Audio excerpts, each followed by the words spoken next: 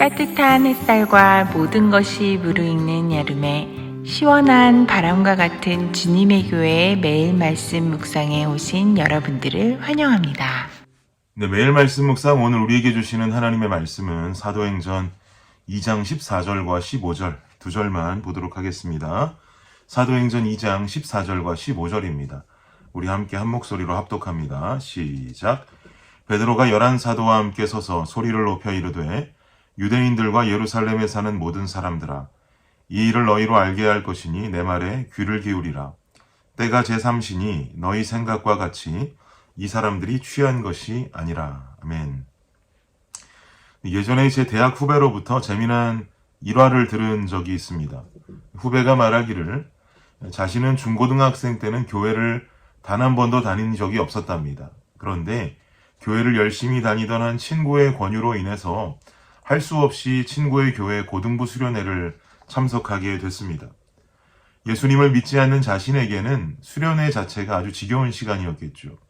찬양하는 시간에는 아는 찬양도 없어서 함께 따라 부를 수도 없고, 설교 시간은 처음 듣는 이야기이니까 어려운 이야기로만 들리고 졸리기만 하고, 결국은 그렇게 스트레스 받는 시간들을 보내고 있었습니다. 그렇게 지겹고 스트레스 받는 시간이 지나면서 드디어 수련회 마지막 날 저녁 집회가 되었고, 여러분 잘 아시는 것처럼 수련회 저녁 집회는, 마지막 날 저녁 집회는 설교만 하는 것이 아니라 설교 후에 함께 뜨겁게 기도하는 기도의 시간도 있기 마련이죠. 기도의 시간으로 돌입하면서 주변에 있는 친구들을 보니까 다들 소리를 지르고 기도하고, 또 어떤 친구는 울고 기도하기도 하고, 소리를 지르고 울고불고 하면서 기도를 하는데 자기 자신은 정작 어떻게 기도하는지 전혀 모르겠더랍니다. 처음 수련회를 왔으니, 교회를 처음 왔으니 당연히 그렇겠죠. 그런데 마음속에 왠지 분위기상 뭔가는 해야 할 것 같은 마음이 들었답니다. 그래서 고민하다가 자기가 정확히 알고 있던 교회 단어가 한 가지가 있었는데 그게 바로 할렐루야라는 단어였습니다. 그래서 고민 중에 이 단어라도 계속해서 반복적으로 외치는 것이 기도하는 것이 아닐까라는 생각이 들었답니다. 그래서 옆에서 소리 지르는 친구들과 함께 자신도 에라 모르겠다라고 생각하고는 계속 할렐루야라는 단어만 연속적으로 큰 소리로 외쳤다는 거죠. 할렐루야, 할렐루야, 할렐루야라고 계속 외쳤답니다. 그런데 가만히 자기가 그렇게 하면서 주변의 소리를 들어보니까 주변의 친구들은 또 기도를 막 빠른 소리로 하더랍니다. 뜨겁게 기도하다 보면 빠른 소리로 기도하기도 하죠. 기도의 속도가 막 빨리 기도를 하니까 아무것도 모르는 제 후배는 기도를 또 빨리 하는 게 잘하는 것인가 보다라는 생각이 들어서 큰 소리로 할렐루야를 반복하던 후배는 급기야 큰 소리로 빠르게 할렐루야를 반복하기 시작했습니다. 여러분, 큰 소리로 빠르게 할렐루야를 계속 반복하면 어떤 현상이 일어날까요? 궁금하신 분들은 한번 혼자 계실 때 한번 시도해 보십시오. 할렐루야를 큰 소리로 빨리 하면 할렐루야, 할렐루야, 할렐루야, 할렐루야, 할렐루야, 할렐루야 이렇게 빨리 하다 보면 결국은 혀가 꼬이게 되겠죠. 할렐루야, 할렐루야, 할렐루야 이렇게 하면서 혀가 꼬이면서 할렐루야라는 전혀 다른 말이 막 입에서 나오게 될 것입니다. 이미 혀는 다 꼬여가지고 할렐루야라는 단어의 발음조차 정확하지 않은데 자존심은 있어서 멈추고 싶지는 않더랍니다. 그래서 혀가 꼬인 상태로 계속 할렐루야를 크게 외치니까 순간적으로 주변이 조용해지더라는 거죠. 그래서 왜 이렇게 주변이 조용해지지 하고 실눈을 뜨고 옆을 살펴보니까 고등부 선생님들이 자기 주변으로 모여서 하는 말이 수련회에 처음 온 우리 우경이가 방언의 은사를 받았다고 하면서, 방언이 터졌다고 하면서 함께 끌어안고 기도해 주시더랍니다. 선생님들이 너무 진지하게 기도해 주셔서 사실은 제가 할렐루야를 큰 소리로 빨리 하다가 혀가 꼬인 겁니다 라고 말은 하지 못하고 가만히 있었고, 수련회를 다녀와서도 다들 자신을 볼 때 은혜 받은 사람으로 생각했기 때문에 주일마다 교회를 나가지 않을 수가 없더랍니다. 그렇게 그 방언 사건으로 인해서 주일날 계속 교회도 나가게 되고, 그리고 그해 겨울에 이 방언 사건의 기억 때문에 고등부 회장 선거에 후보까지 오르게 됐는데, 그 후배가 하는 말이 다행히도 하나님 살아계신 것이 확실한 것은 결국 선출되지는 않더라고요 라고 말하면서 웃었던 기억이 납니다.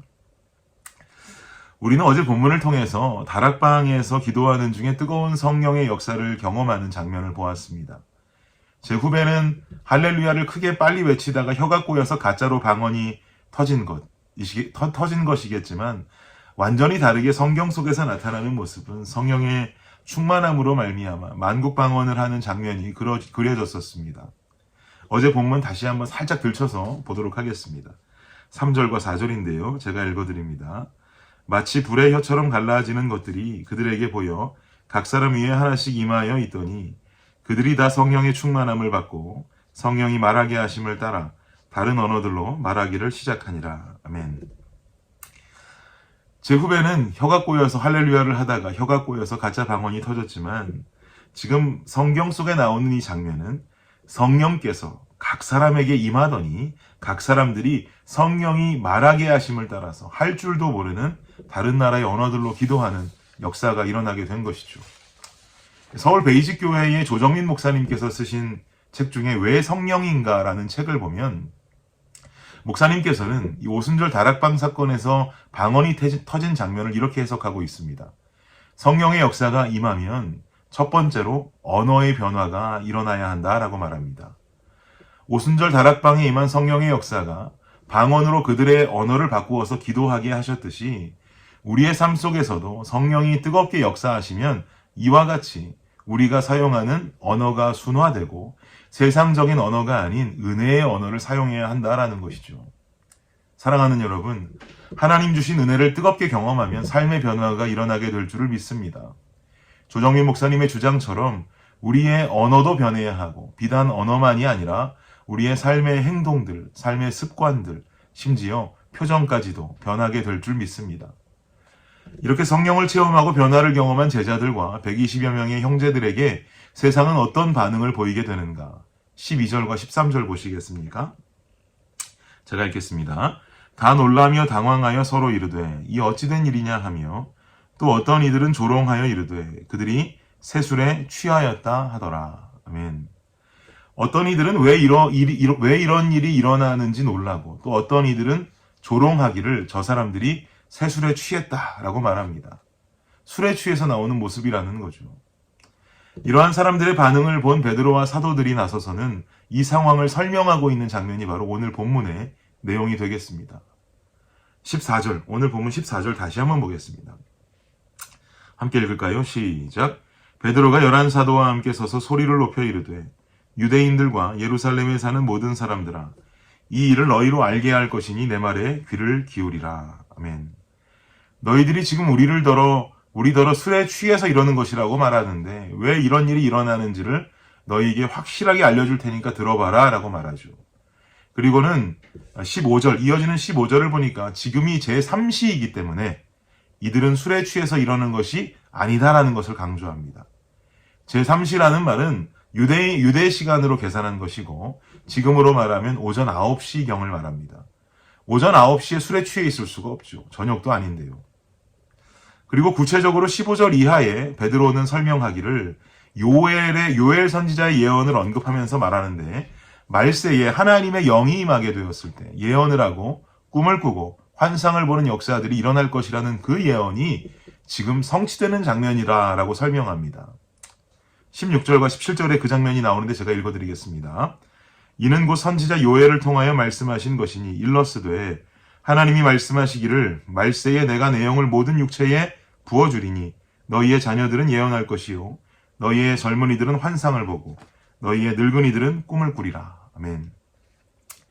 즉 지금 일어나는 이 변화의 역사는 술에 취한 것도 아니고 조롱할 일도 아니고 하나님의 강권적인 역사, 하나님의 주권적인 역사로 일어난 것임을 강조하고 있는 장면입니다. 사랑하는 성도 여러분, 우리가 예수님을 믿는다면 우리는 성령의 인도하심을 따르는 삶을 살아야 합니다. 그리고 이전에 갖추고 있던 세상적인 언어와 행동을 그대로 간직한 채 살아갈 수가 없습니다. 영적인 변화가 일어나야 합니다. 예수를 믿고 변화된 나의 모습을 주변에서 믿지 않는 사람들이 보면 이해하지 못할 수 있습니다. 예수쟁이 되었다고 조롱할 수 있습니다. 본문에 주변 사람들을 보는 것과 똑같이 말입니다. 예전에 한 청년이 제게 와서 이런 고민을 말한 적이 있습니다.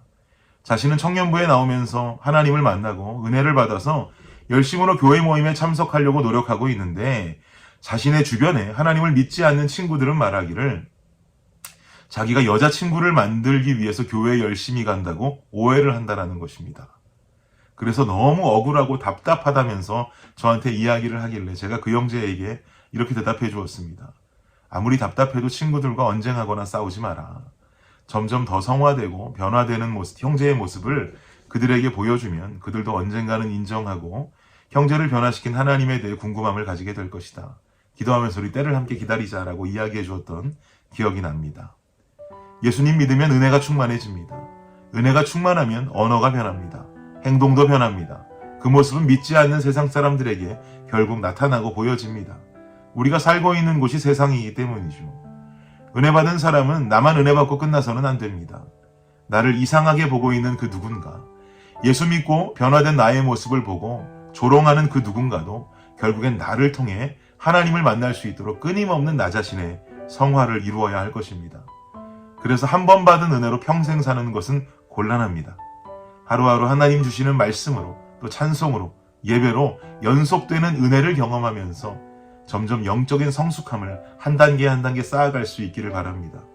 그리고 꾸준히 성화되는 나의 모습은 누군가로 하여금 하나님에 대한 궁금증을 갖게 하고 하나님께로 초청할 수 있는 귀한 영적 동력이 될 것입니다. 예루살렘, 온 유대, 사마리아 땅끝까지 이르러 복음을 전하는 증인의 사명은 바로 나의 변화, 나의 성화로부터 시작이 됩니다. 오늘도 주님 안에 성숙한 삶을 살기 위해 몸부림치며 살아가시는 저와 여러분이 되시기를 예수님의 이름으로 축복합니다. 기도하겠습니다. 하나님 감사합니다. 우리 삶에 주님 믿으면 변화가 일어나야 합니다. 언어도 변해야 하고 행동도 변해야 하고 우리의 삶의 습관들도 변해야 합니다. 그리고 그 변화는 결국 나를 바라보고 있는 그 누군가, 다른 예수 믿지 않는 사람들에게도 하나님을 알릴 수 있는 귀한 동력이 되어야 할 것입니다. 순간적으로 일어난 변화는 그들에게 그런 하나님을 보여줄 수 있을지 모르겠지만, 보여줄 수 없을지 모르겠지만 하나님, 우리 삶 속에 꾸준히 나타나는 변화로 인해 결국은 그들에게 내 안에 역사하시는 하나님을 알릴 수 있는 그런 귀한 신자의 삶 살아가는 우리 모두가 되게 하여 주옵소서. 예수님의 이름으로 기도드립니다.